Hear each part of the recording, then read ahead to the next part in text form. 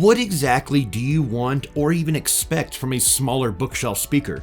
I'm sure as you're answering these questions in your head right now, you're wondering why I'm asking these questions before doing a review.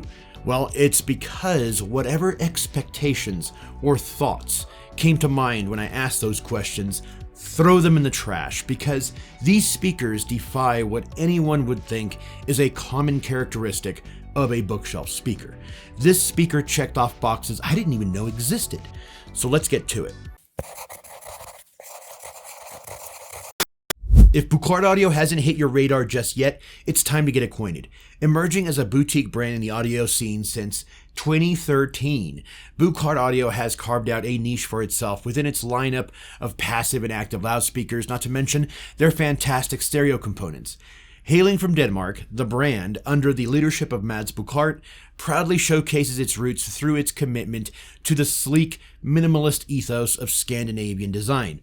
And if you've been following us for a while, you'll know there's nothing I appreciate more in design aesthetics than clean, functional beauty that Scandinavian design brings to the table. Unboxing the Bucard Audio Anniversary 10 loudspeakers was like opening a treasure chest tailored for audio nerds like me. Treasure. Everything needed to dive right in was neatly packed inside. Power cables, the Zen microphone for precise room correction, an elegantly designed remote control that looks like luxury, and the Wysa stereo hub. My journey with Wysa technology began with a review of the Wysa Platin Monaco speaker system when this channel was in its infancy. So seeing Buchardt's collaboration with Wysa for this stereo hub assured me that Mr. Buchardt is partnering with smart brands to bring the most value to his products. The hub itself is simple, yet functional, compact, lightweight, and discreet enough to blend into any media setup without stealing too much space. And for those needing a little help with the setup process, Buchardt has got you more than covered. They've uploaded a series of clear, easy-to-follow instructional videos that I actually leaned on to get everything up and running smoothly. Honestly, when the experts have laid out the path so clearly, why venture off into the wilderness? I can't recommend these resources enough. They're your golden ticket to optimizing your Buchardt experience right from the start. I've got a golden ticket. One important detail you guys will most definitely enjoy is that the stereo hub is Roon ready. This is a huge selling point for anyone who is part of Roon's ecosystem. I downloaded the Buchardt app on my iPhone, which in my view is the best way to navigate this system. The app itself is user-friendly, intuitive, and straightforward. Just makes it accessible whether you're a seasoned audio nerd or just getting your feet wet. It hands you the reins to fine-tune the EQ manually, for those who know what they're doing, or to employ the room correction feature with the Zen microphone for an optimized listening experience straight out of the box. For this evaluation, I'm pairing these speakers with a couple of sources that are currently under my purview. First up, the Shit Audio Erd CD player and the Chord Cutest DAC. They're both linked to the stereo hub with an RCA cable from Kimber Cable. My second source is Qobuz via Roon. Among all the other options out there, these are my top picks for the best experience possible. CDs hold a special place in my heart. I might just be their biggest fan on earth. And when it comes to streaming, Qobuz stands out as the cream of the crop for quality. Before we dive deeper, I've got to shout out the awesome folks over at Grid Frame Studio for sponsoring today's video. Grid is changing the game with their stunning collection of wall art, celebrating the tech gadgets that have shaped our world. Their pieces are a blend of style and a sweet hit of nostalgia. And as you might have noticed, I went with the iPod Classic for my setup. Why, you may wonder? Because instead of a CD player? Because this little device single-handedly shifted the entire music industry away from CDs. It's moments and movements like these that deserve a spot on our walls, reminding us of the tech that's changed the landscape so much in today's innovations.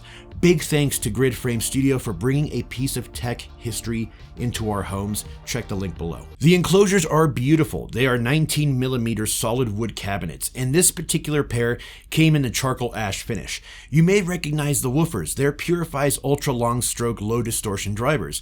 These are actually very similar to the ones I'm actually using in an upcoming DIY project that I've been sitting on for way too long now. So the tweeters are Buchardt's new RFA 19 tweeter. It's their own design with a focus on clarity and detail. The rear of the speaker is simple. It just has the plate amp and an engraving in the wood showcasing the model of the speaker. The plate amp is where all the magic happens though. The TI powered amplifier provides plenty of juice to drive these speakers. There's a Burr Brown DAC actually in the plate amps, which I thought the stereo hub was doing the heavy lifting, but no. Come to find out, the stereo hub is just that, a hub for the sound to pass through. You big dummy. First impressions last a lifetime, and what many brands fail to understand is that you only get one chance to make a great first impression, and it starts with the unboxing process, then with aesthetics and ease of setup, and finally the sound. My first impression of the sound was, wow, these speakers are rich in bass. I mean, they are rated down to 28 hertz, which is crazy. I'd comfortably say, depending on your room, they may very well dip below that number. I couldn't help but turn it up even louder. I was having so much fun with these speakers. Overall, without any tuning, which we will get into in just a minute, they provided a phenomenal auditory experience. I can comfortably say they demonstrated both finesse and power, incredible dynamics. The soundstage is impressively expansive, offering a broad auditory landscape that finely details even the most complex layers within dense recordings. The bass is more than present, surpassing typical expectations for speakers of this size, while the highs are delicate and smooth with crisp clarity. The mid-range performance is particularly remarkable. Vocals and instruments are conveyed with a deep richness and warmth, showcasing the impressive range of the purified driver, which enhances both the low and mid frequencies. The Anniversary 10s offer a deeply engaging listening experience. Once you hear these speakers, you aren't going to want to turn them off. I found myself doing something I haven't done in a very long time, guys. I went through all of my playlists looking for some of my favorite songs to see what they sounded like on these speakers. I remember that's something I used to do when I was really young in a car with subwoofers, for example. You know, discovering bass for the first time. I had to hear my music in that environment. I'm happy to say that Buchart was able to naturally recreate that feeling of discovery and excitement. After all, that's what this is all about. It's all about enjoying your music and having fun. I just can't be stiff and clinical about everything. I understand many of you might live for that scientific side of audio, the measurements and the science behind the sound. That's just not me, and it's not this channel. Get your shit and get out. You're done. I was quite curious. How can the room correction software and Zen microphone impact the already amazing sound quality? Well, I tried it, and the results were interesting. The process was super simple. I walked around the room with the microphone, and it collected the data about the room.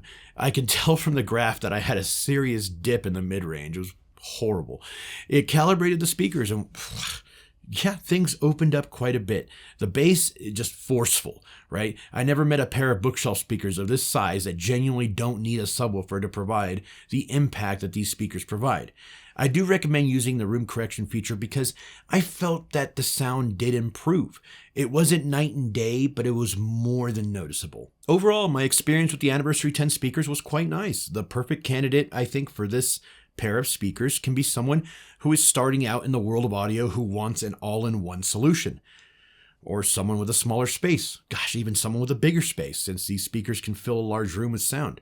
This can also be a solution for someone who has experience in audio and wants to have a more than competent pair of bookshelf speakers. The applications are honestly limitless. I don't think anyone will listen to these speakers and be offended or be turned off. The price point is serious though. They are $4,000 US for the pair. These aren't disposable sub $1,000 speakers. These are speakers, they're an investment that will pay dividends in sound quality. The value is there, guys. I hope you all enjoyed the video. I know I enjoyed filming it, and if you did enjoy it, there's a couple of ways you can help me grow. The first way is to hunt down the like button. Don't push it.